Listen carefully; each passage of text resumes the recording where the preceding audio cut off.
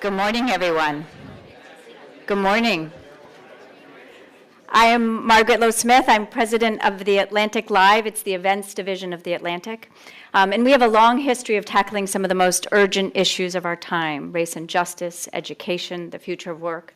This is our very first summit on mental health and addiction, and it's timely. And I'm so glad to see such a packed house. Thank you all for being here. There's a lot of expertise in the House, but for all of us, this is a deeply personal issue, too. The National Institute of Mental Health estimates that nearly 1 in 5 Americans has some form of mental illness. And I suspect everyone in this room would be hard-pressed to find someone whose life hasn't somehow been touched by mental illness or drug addiction themselves, their family, friends, or coworkers. So our hope today is to have a real and rich and occasionally uncomfortable conversation.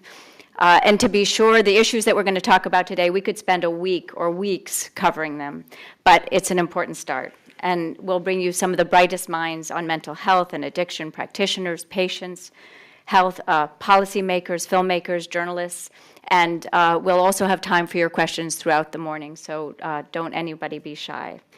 Before we dive in, I want to give a special thanks to the National Council for Behavioral Health. Their generous support made this gathering possible.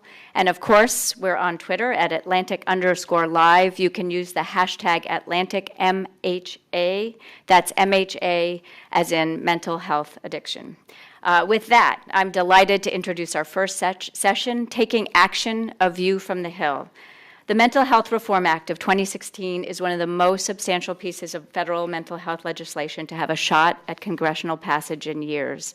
The bill's co-authors, Senator Chris Murphy, Democrat of Connecticut, and Senator Bill Cassidy, Republican of Louisiana, are here with my colleague Steve Clemens, Washington editor-at-large, to talk about what the act could mean for mental health care in America. Steve, take it away.